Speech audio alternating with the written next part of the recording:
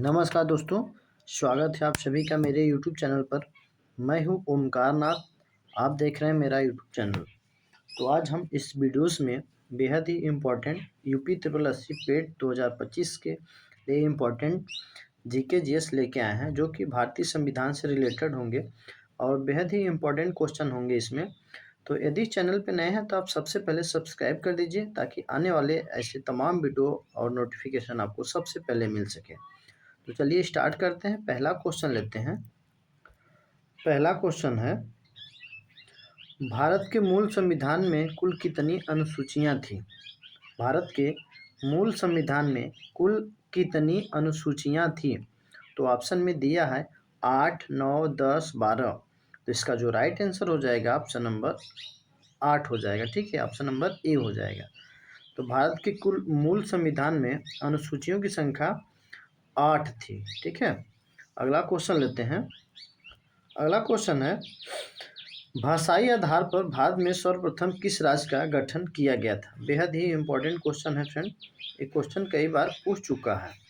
यदि अभी तक चैनल को सब्सक्राइब नहीं किया तो प्लीज़ सब्सक्राइब, लाइक ज़रूर कर दीजिए और अपने मित्रों को शेयर भी कर दीजिए। तो भाषाई आधार पे जो राज्य का गठन हुआ था वो हुआ था आंध्र प्रदेश का। ऑप्शन नंबर सी के साथ चला जाएगा। ठीक है, आई होप समझ गए होंगे इतना। नेक्स्ट क्वेश्चन लेते हैं। अगला क्वेश्चन है, भारतीय संविधान का कौन सा भाग संविधान की आत्मा कहलाता है? भारतीय संविधान का कौन सा भाग है जो संविधान की आत्मा कहलाता है? तो ये है उद्देशिका। ऑप्शन नंबर 20 का राइट आंसर हो जाएगा। ठीक है, इसको प्रस्तावना भी कहा जाता है। ठीक है, ऑप्शन नंबर 20 का राइट आंसर हो जाएगा। इंट्रोडक्शन भी आप बोल सकते हैं। ठीक है, इंट्रोडक्शन भी बोल सकते हैं, प्रस्तावना बोल सकते हैं और उद्देशिका भी बोल सकते हैं। भारतीय संविधान का जो जिस भाग को आत्मा कहते हैं उसको प्रस्तावना कहते हैं, या इंट्रोडक्शन मीन्स प्रस्तावना ही होता है। ठीक है, या उद्देशिका। अगला क्वेश्चन है, राज्यसभा का सदस्य बनने के लिए न्यूनतम आयु कितनी होती है? बहुत इंपॉर्टेंट है, कई बार पूछ चुका है। ठीक है, पिछली बार यूपी ट्रिपल एससी पेट में क्वेश्चन पूछा है, यूपी पुलिस में पूछा है, एसएससी जीडी में पूछ चुका है। तो बहुत इंपॉर्टेंट है। ठीक है, तो इसका जो राइट आंसर हो जाएगा ऑप्शन नंबर बी हो जाएगा। राज्यसभा का सदस्य बनने के लिए जो न्यूनतम मिनिमम आयु होनी चाहिए वो 30 वर्ष होनी चाहिए, यानी 30 ईयर होनी चाहिए। ठीक है, अगला क्वेश्चन लेते हैं। फ्रेंड, यदि अभी तक सब्सक्राइब नहीं किया है तो प्लीज़ सब्सक्राइब जरूर कर दीजिए। देख रहे हैं आप किस टाइप के मैं क्वेश्चन लेके आया हूँ, इम्पोर्टेंट। ठीक है, और अपने मित्रों को भी शेयर कर दीजिए जो इस कॉम्पिटिटिव एग्जाम की तैयारी कर रहे हैं। अगला क्वेश्चन है, लोकसभा में वर्तमान सदस्य की संख्या कितनी है? तो इसका आंसर आप कमेंट में बताइएगा। ठीक है, इसका आंसर क्या होगा? पाँचवा का बी सी डी, मतलब संख्या बताइएगा। ठीक है, तो अगला क्वेश्चन लेते हैं। अगला क्वेश्चन, एक वर्ष में लोकसभा के कम से कम कितने सत्र बुलाए जाते हैं? एक वर्ष में लोकसभा के कम से कम कितने सत्र बुलाए जाते हैं? तो 2 सत्र बुलाए जाते हैं। Option number A right answer हो जाएगा। ठीक है, 2 सत्र यानी 6 महीने पे होता है, तो एक साल में 2 ही सत्र होगा। ठीक है, आई होप गर्मी वाले और ठंडी वाले। अगला क्वेश्चन लेते हैं। राज्य में राष्ट्रपति शासन किसकी सलाह पर लागू किया जाता है? राज्य में राष्ट्रपति शासन किसकी सलाह पे लागू किया जाता है? तो राज्यपाल की सलाह पे राज्य में राष्ट्रपति शासन लागू करता है। ऑप्शन नंबर 20 का राइट आंसर हो जाएगा। अगला क्वेश्चन है, भारत में वित्त आयोग का गठन किस अनुच्छेद के अंतर्गत किया गया? भारत में वित्त आयोग का गठन किस अनुच्छेद के अंतर्गत किया गया है? तो ये अनुच्छेद 280 के अंतर्गत, अनुच्छेद 280 के अंतर्गत किया गया है। ठीक है, ऑप्शन नंबर डी इसका राइट आंसर हो जाएगा। अगला क्वेश्चन लेते हैं। नीति आयोग का अध्यक्ष कौन होता है? नीति आयोग का अध्यक्ष कौन होता है? तो नीति आयोग का अध्यक्ष जो होता है प्रधानमंत्री होता है। अगला क्वेश्चन लेते हैं। भारत का महान्यायवादी किसका विधि सलाहकार होता है? भारत का न्यायवादी किसका विधि सलाहकार होता है? तो ये जो होता है भारत सरकार का होता है। ऑप्शन नंबर 20 का राइट आंसर होगा। अगला क्वेश्चन है, भारत के नियंत्रक एवं महालेखा परीक्षक का कार्यकाल कितने वर्ष का होता है?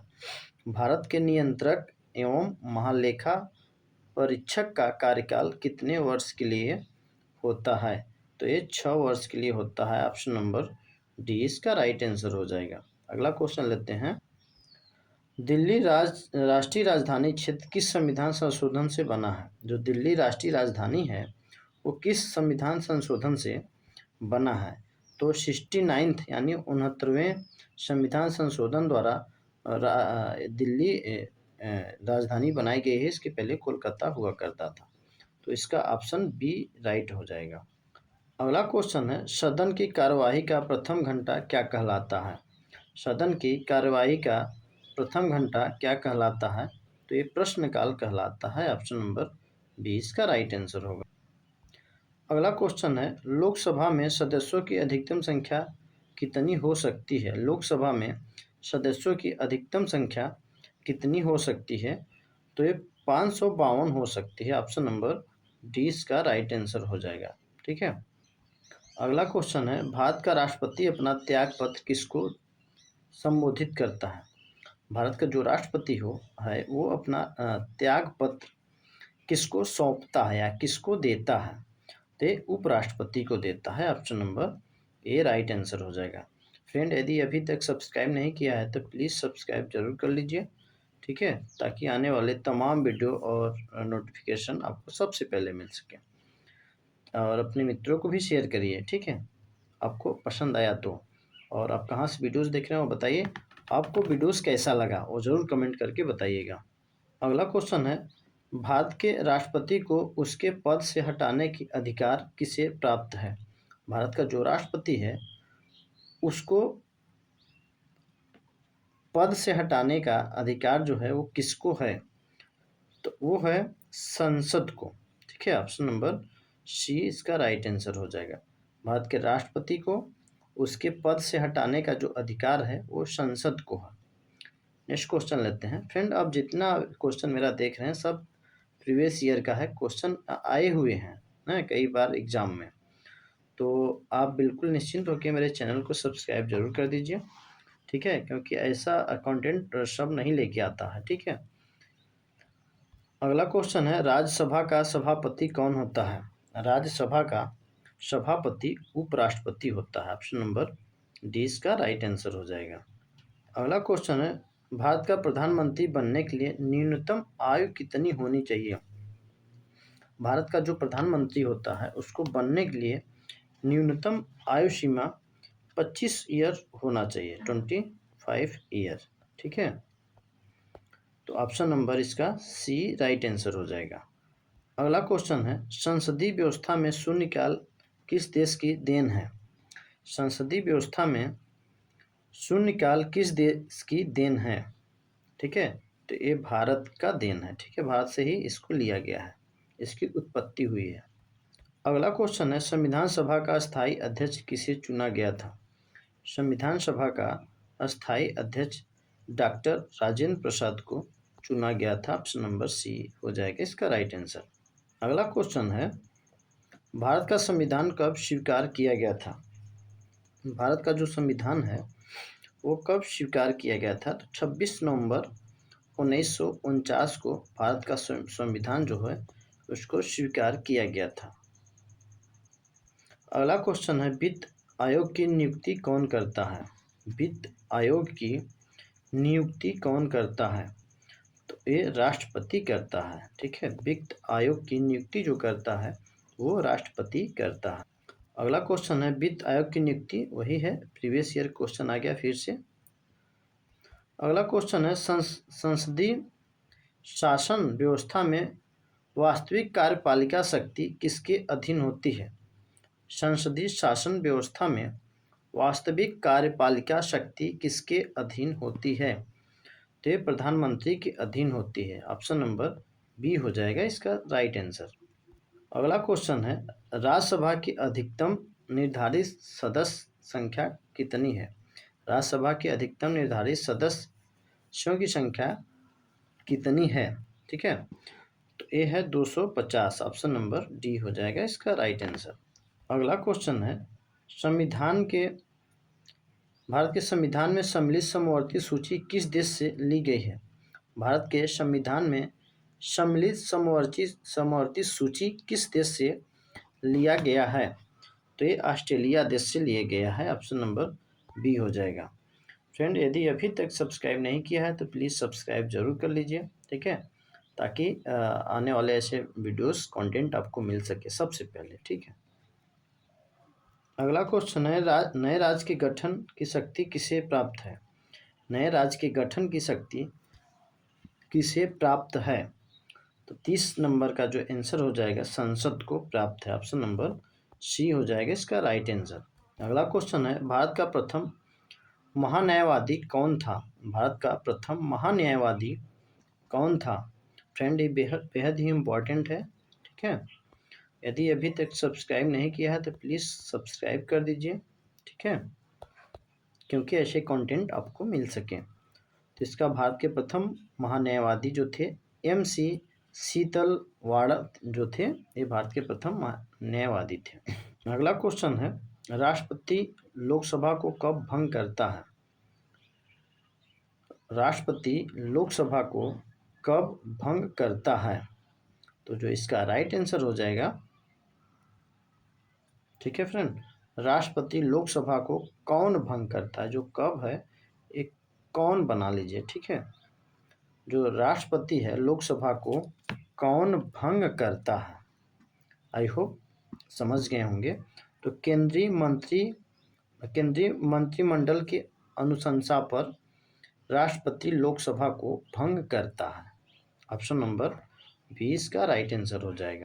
अगला क्वेश्चन है, वित्त आयोग का कार्यकाल कितना होता है? वित्त आयोग का कार्यकाल कितना होता है? तो ये 5 साल होता है। ऑप्शन नंबर सी हो जाएगा इसका राइट आंसर। अगला क्वेश्चन है फ्रेंड, राष्ट्रपति शासन अधिकतम कितनी अवधि तक लगाया जा सकता है? राष्ट्रपति शासन कितनी अवधि तक लगाया जा सकता है? राष्ट्रपति के द्वारा शासन जो होता है, राष्ट्रपति शासन, कितने समय के लिए लगाया जा सकता है? 3 वर्ष के लिए लगाया जा सकता है, फिर इसको बढ़ा सकते हैं, ठीक है, उसके लिए प्रस्ताव पारित किया जाता है, लेकिन एक बार में 3 वर्ष के लिए शासन लगा सकता है।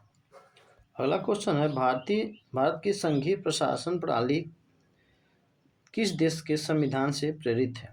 भारत की संघीय प्रशासन प्रणाली जो है वो किस देश से लिया गया है या किस देश से प्रेरित है? तो एक कनाडा से प्रेरित है। ऑप्शन नंबर ए हो जाएगा इसका राइट आंसर। अगला क्वेश्चन है, प्रधानमंत्री की नियुक्ति किसके द्वारा की जाती है?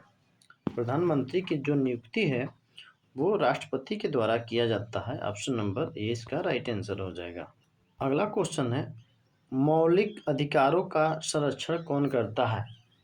मौलिक अधिकारों का जो संरक्षण है वो न्यायपालिका करता है, ठीक है।